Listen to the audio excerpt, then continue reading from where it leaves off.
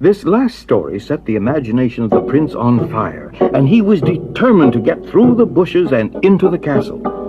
Well, he need not have worried about the difficulties of getting into the castle, for no sooner did he take a step toward the dense wood when it seemed to part and make a path for him.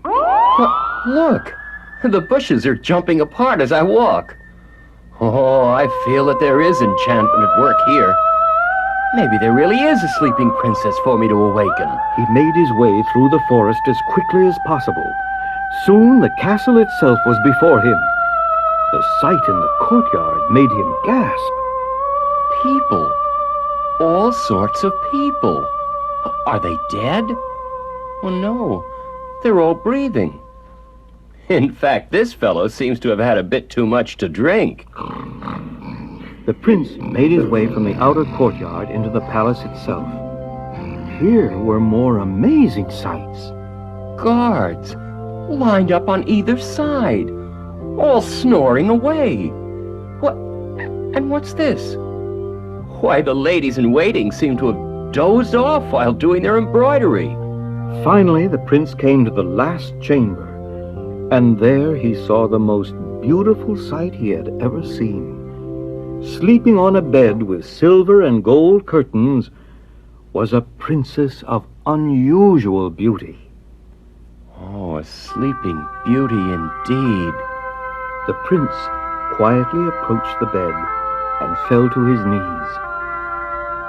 Forgive my boldness, my sleeping princess, but I must kiss your rosy lips. The instant their lips touched, the sleeping princess opened her eyes. The first sight she saw was the handsome prince leaning over her. Is it you, dear prince? I've waited so long for you to come.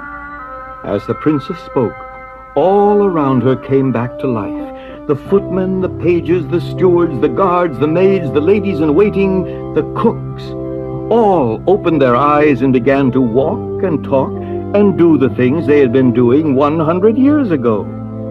In the midst of all the hustle and bustle, the princess and her prince sat talking, for they had a lot of lost time for which to make up. It was clear to everyone that it was love at first sight. Oh, I love you. And I love you. In the shortest time, the prince proposed marriage, and the princess accepted. Will you be my bride? I will. I will.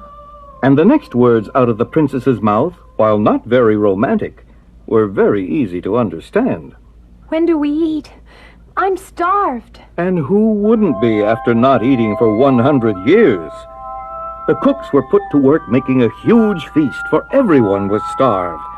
When the princess arose from her bed, the prince realized that her gown was in the style of the gown his grandmother wore in a picture hanging on the palace wall. In fact, all the clothes of the staff were quite old-fashioned, and when they sat down to dinner, the court musicians played in a style that hadn't been heard in at least 100 years.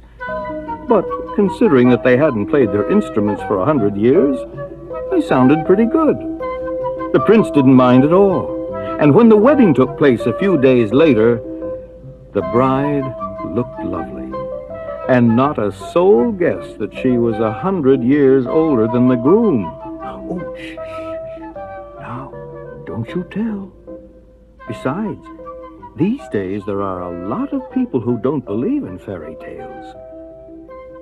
You do, don't you?